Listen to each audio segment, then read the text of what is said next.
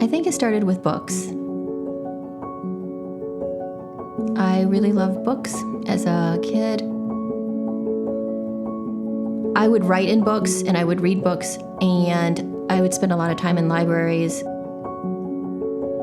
I ended up getting a job at the library in the conservation lab as an undergrad, and I learned how to repair books and then also to make blank books.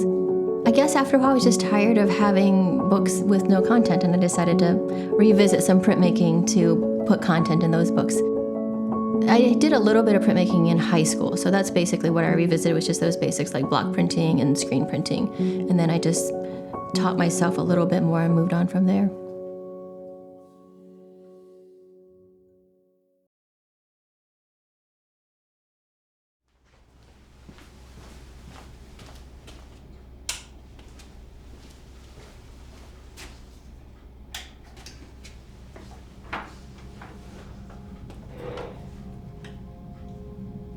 I've had people watch me work, and I have a little block of wood, and I'm just like picking away at it, and it takes forever.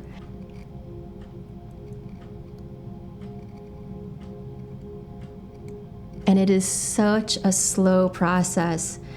And I think I was first drawn to it because I like just the way it feels in my hands. I like that scratching sound, and I like watching the little bits just flick off as I work.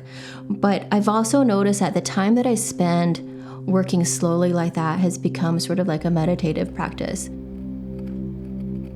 And I don't feel like I can do that in any other process, like digitally or anything that speeds things up is practical, but it doesn't always mean it's good for you.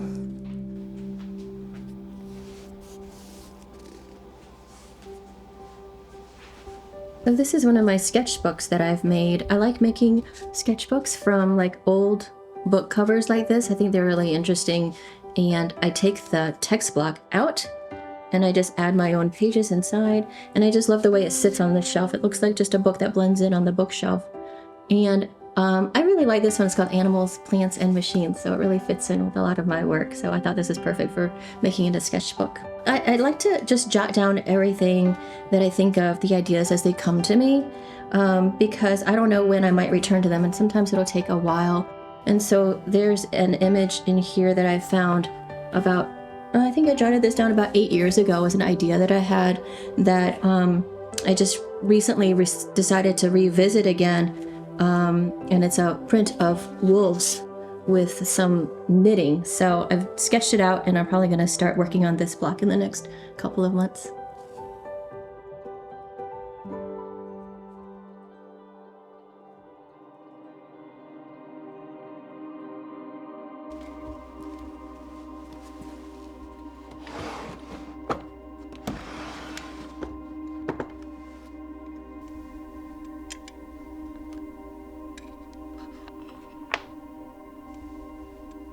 So I really love working with materials, and when I was in undergrad, I was actually a sculpture major. And I think a lot of people think about printmaking and making prints as that finished thing. It's just like a piece of paper with ink on it. But the main part of making prints is actually working on a block of wood or setting bits of metal.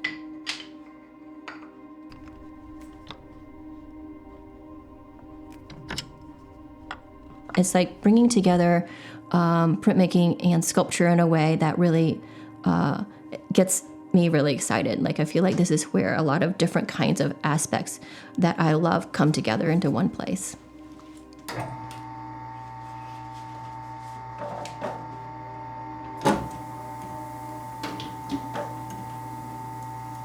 You have to be creative to problem solve in so many different ways, from repairing an engine to fixing a broken toilet to making a great dinner.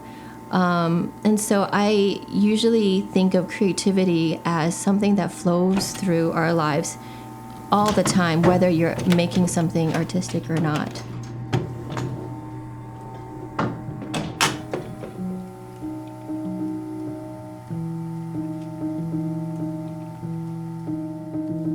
The prints that I make have they're standalone prints that you look at one glance, but they also have stories in them.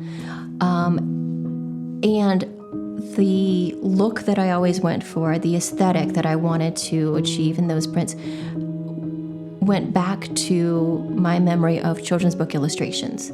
And so I love how the play with image and text works together to tell the full story.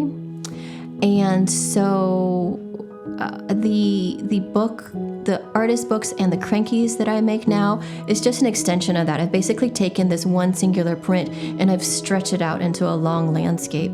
And then the story has like a place to travel along, to go from one end to the other. And it just takes longer to navigate through the print, which becomes even more of a story. A cranky is basically just a way of telling stories through a scroll.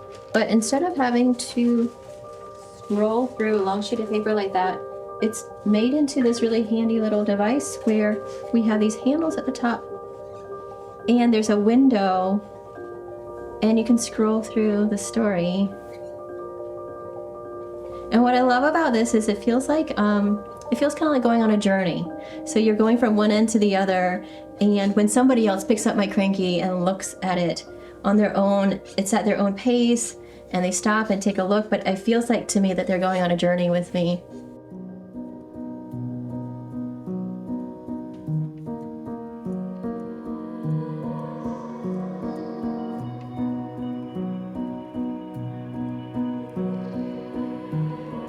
I think of exploring creativity as a way of activating a different part of our brain, and it just makes our brain work in a different way that can then be applied to a lot of different things that we do in life, like problem solving, but also just like seeing the world in a different way.